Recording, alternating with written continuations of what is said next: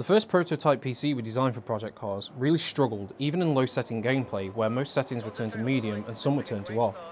It was a challenge to play the game, the car seemed to snap in corners and the graphics just didn't look up to scratch. Due to the lack of power on the processor for physics and the GPU for graphics, we decided to step the base system up, which birthed the chicane. A slight increase in price for exponential gaming performance was a no-brainer.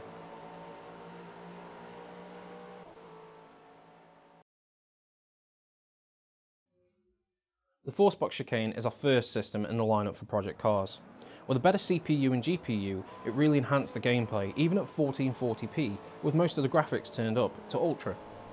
With a minimum FPS of 51, maximum at 72 and an average of 66, we noticed that the gameplay was a lot smoother than before. Even with a small increase in graphics and processor, you can totally tell the difference.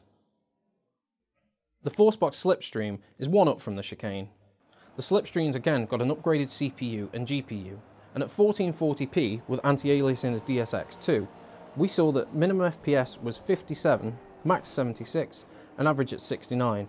At 4K, it was still really smooth, but we put anti-aliasing back down to MSAA, with a minimum FPS of 45, max of 61, and average of 56. Again, even at 4K, brilliant gameplay.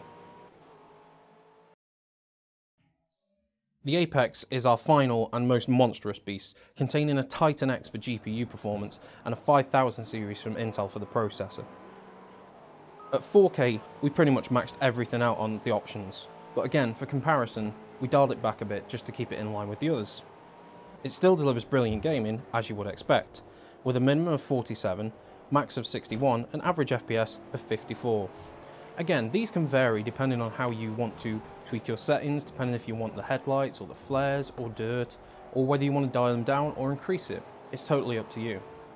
For more information and to see some of the specs for the PCs, check out the description below.